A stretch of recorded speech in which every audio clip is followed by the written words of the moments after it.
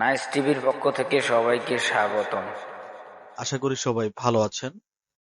আজকের ক্লাসে আমরা দেখব যে কিভাবে একটি বেসিক স্যালারি খুব শর্টকাটে 2-3 মিনিটে করে ফেলা যায়।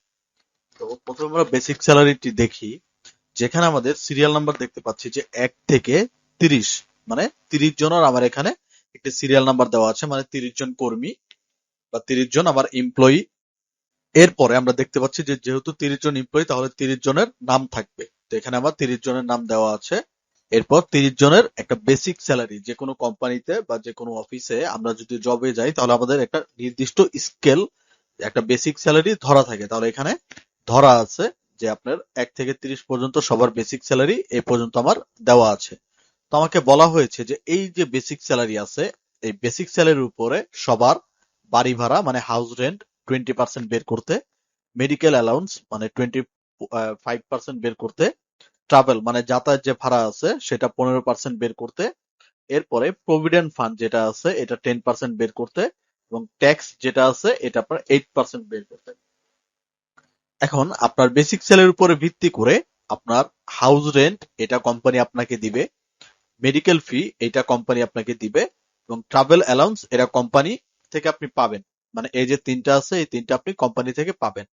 এবং এখানে যে দেওয়া আছে প্রভিডেন্ট ফান্ড, এটা আপনার চাকরি শেষে বা একটা নির্দিষ্ট সময়ের জন্য এইটা 10% আপনার মোট টোটাল যে স্যালারি আছে মানে বেসিক স্যালারি, সেই স্যালারি থেকে আপনার এই প্রভিডেন্ট ফান্ডটা কেটে নেওয়া হবে।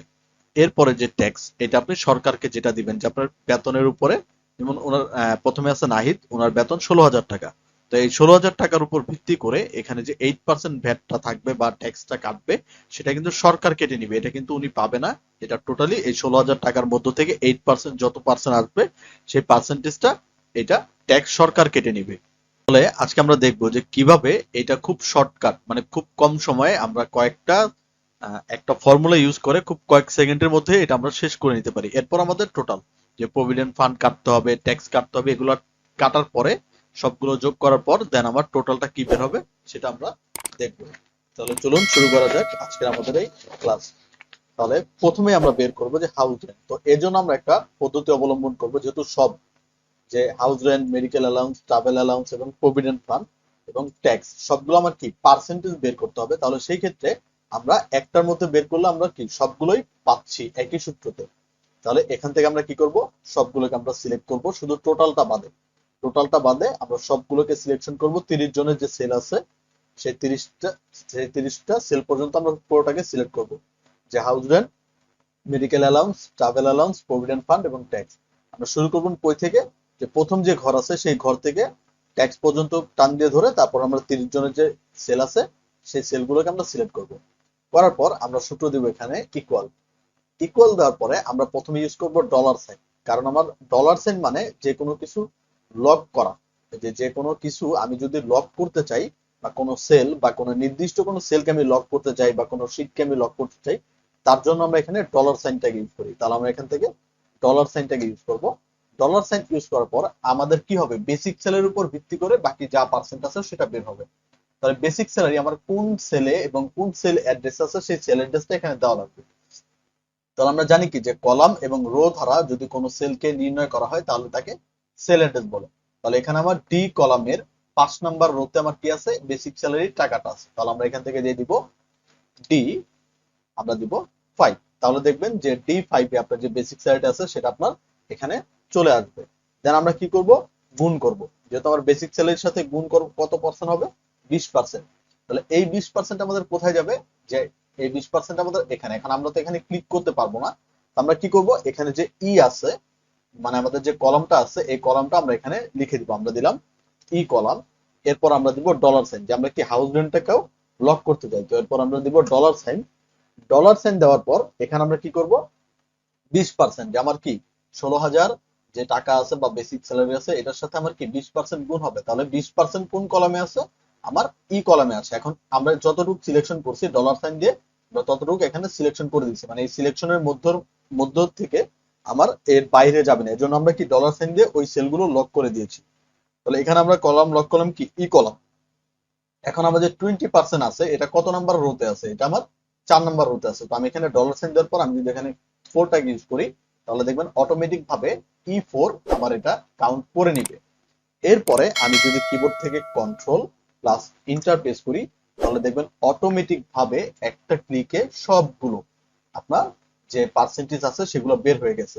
যে হাউস রেন্ট হোক, মেডিকেল অ্যালাউন্স হোক, ঠিক আছে, বা ট্রাভেল অ্যালাউন্স হোক, সবগুলো আমার একটা সূত্রতে ইউজ হয়ে গেছে। তাহলে আমি আবার একটু দেখাই যে এখানে আমরা কল করব ডলার সাইনকে, মানে কোনো কিছু লক করার জন্য আমরা একটি ডলার সাইন ইউজ করতে পারি। তাহলে আমরা লক কোনটা করব? D5, মানে আমার যে বেসিক স্যালারি আছে D5 কে আমরা কি করেছি এখানে লক করেছি। এরপর আমরা গুণ করেছি, তাহলে D5 এর সাথে কি গুণ হবে? বেসিক হাউস রেন্ট গুণ হবে। তাহলে আমরা গুণ চিহ্ন দিলাম। তো বেসিক হাউস রেন্ট আমার কি ই কলামের ডলার সাইন দিয়ে আমরা ই কলামকে লক করে দিলাম, এবং 4 নম্বর হতে আমার কি পার্সেন্টেজটা আছে, এই জন্য আমরা 4 কে কল করলাম। তাহলে আমার ডি ই যে ফোরটা আছে এটা আমার লক হয়ে গেছে। দেন আমরা কন্ট্রোল প্রেস করে ইন্টার দিব, তাহলে আমার কি পুরো যে বাকি যে ইগুলো আছে সবগুলো আমার এখানে চলে আসবে। এখন এই অনুযায়ী আমার কি বের করতে হবে? টোটালটাকে বের করতে হবে। তাহলে আমরা যেহেতু জানি যে টোটাল বের করার জন্য আমাদের কি basic salary, house rent, medical allowance, travel allowance, provident, এই চারটা হবে যোগ। যে basic salary, house rent, medical allowance এবং ট্রাভেল অ্যালাউন্স, এই চারটা হবে কি যোগ, এবং মাইনাস হবে প্রভিডেন্ট ফান্ড, তার থেকে মাইনাস হবে ট্যাক্স। তাহলে আমরা এখানে টোটালে বের করব equal basic salary plus house rent plus medical ফি plus travel allowance plus, sorry এখানে হবে মাইনাস, দেন আমরা এখান থেকে ইউজ করবো প্রভিডেন্ট ফান্ড মাইনাস ট্যাক্স।